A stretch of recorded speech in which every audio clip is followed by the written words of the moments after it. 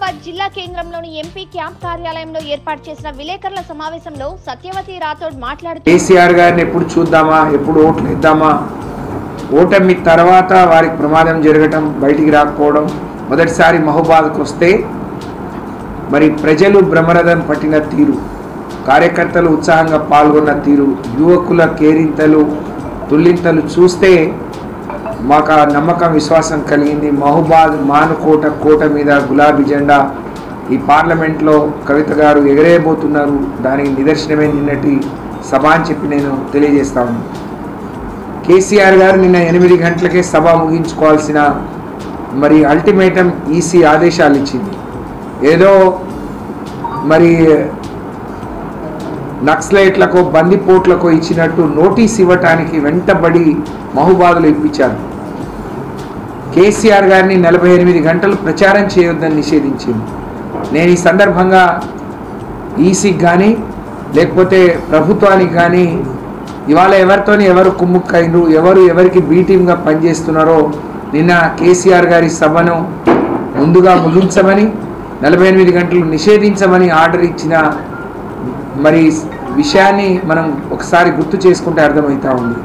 ఇవాళ కాంగ్రెస్ బీజేపీ కేసీఆర్ గారు ప్రజల్లోకి వచ్చి ఈ రోడ్ షోలు మొదలుపెట్టిన తర్వాత, కార్నర్ మీటింగ్లు మొదలుపెట్టిన తర్వాత కేసీఆర్ గారికి లభిస్తున్న ఆదరణ చూసి ఓర్వలేక వారిని 48 గంటల ప్రచారాన్ని నిషేధించింది. నేను బీఆర్ఎస్ పార్టీ శ్రేణులకు రాష్ట్ర వ్యాప్తంగా పిలుపునిస్తా ఉన్నా, మీ అందరికి కూడా నేను అప్పీల్ చేస్తూ ఉన్నాను. కేసీఆర్ గారు ఒక్కరూ 48 గంటలు పని చేయకపోతే కార్యకర్తలందరూ 24 గంటలు పనిచేసి రోజుకున్న 24 గంటలు కేసీఆర్ గారి తరఫున పనిచేసి పార్టీని అభ్యర్థులను గెలిపించడానికి, కేసీఆర్ని తిరిగి నిలబెట్టడానికి మనమందరం కూడా సైనికులుగా పనిచేద్దాం. కేసీఆర్ గారు 48 గంటలు బయటికి రాకపోతే మనమంతా 96 గంటలు ఎక్కువ కష్టపడదాం, ఆ విధంగా పనిచేయాలని చెప్పి నేను విజ్ఞప్తి చేస్తూ, ఈ పార్లమెంట్ ఎన్నికల్లో మొదటిసారి ముఖ్యమంత్రి అయి ఈ ప్రాంతానికి ఒక ముఖ్యమంత్రి వస్తే గంటన్నర ఎదురు చూస్తే కానీ 10,000 మంది 5,000 మంది జమ కాలేదు.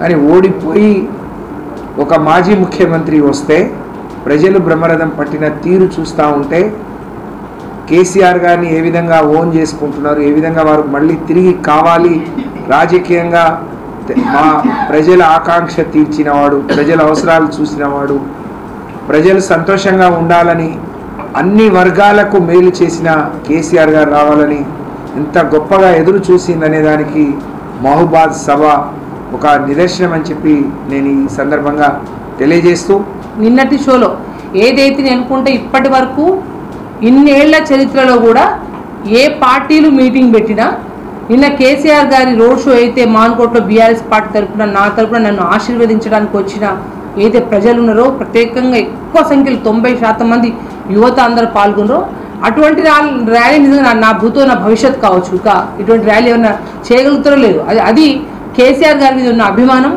దాంతో నేను మనస్ఫూర్తిగా మన డోర్నాకల్ నియోజకవర్గం నుంచి వచ్చారు, మాన్కోట నియోజకవర్గం నుంచి వచ్చిండ్రు, నర్సంపేట నుంచి వచ్చిండ్రు. ఈ ఇల్లందు అయితే ఇల్లందు టౌన్ నుంచి మన అనంతరం వరకు కూడా అయితే బయ్యారం వరకు వాళ్ళు ఇల్లందు కాన్స్టిట్యూన్స్ వాళ్ళు చేరుకోలేకపోయారు. ఎక్కడ దగ్గర వాళ్ళు ఆ గ్రామాల దగ్గర ఆగిపోవడం, వాళ్ళు ఇటు ఈ మీటింగ్కి హాజరు కావడం కేసీఆర్ గారు చూసినాక అక్కడక్కడ ఈ ఎండకే కావచ్చు అక్కడ ఆగిపోయినప్పటికీ ఇక్కడ ఇంత పెద్ద మొత్తం అంటే సందు లేకుండా అసలు చూస్తే ఆశ్చర్యపడేంత విధంగా కూడా జనాలందరూ కూడా స్వచ్ఛందంగా వచ్చి ఒక ఆడబిడ్డను ఆదరించడానికి ఈ పెద్ద సంఖ్యలో వచ్చినందుకు పేరున ప్రతి ఒక్కరికి వాళ్ళకందరికీ పాదాభివందనం తెలియపరుస్తా ఉన్నాం మీ అందరి తరఫున.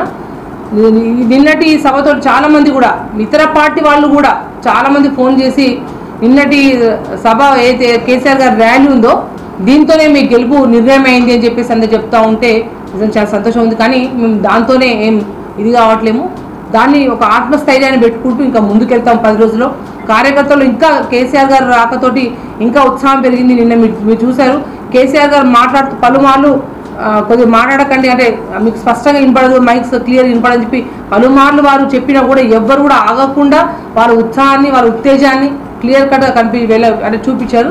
మనస్ఫూర్తిగా నిన్న ఈసీ ఏదైతే వాళ్ళు బడేబాయ్ చోటేబాయ్, కాంగ్రెస్ పార్టీ రేవంత్ రెడ్డి చోటేబాయ్, బీజేపీ బడేబాయ్ ఇద్దరు కూడా కుమ్మక్కై వాళ్ళు కక్షపూరితంగా కేసీఆర్ గారు ఏదైతే రోడ్ షో మొదలుకున్నారో ఆ రోడ్ షో నుంచి ప్రతి రోడ్ షోకి కూడా దినదినంగా కూడా బీఆర్ఎస్ పార్టీకి రెట్టింపు ఉత్సాహం వస్తూ ఉంది. అది చూసి వాళ్ళ కళ్ళు మంటతోటే వాళ్ళు ఇవాళ మూకముడిగా నిన్న బీఆర్ఎస్ మా మహబాద్ జరిగే సభకు కరెక్ట్ ఇంకా నాకు తెలిసి 9:30 వరకు కావాల్సింది.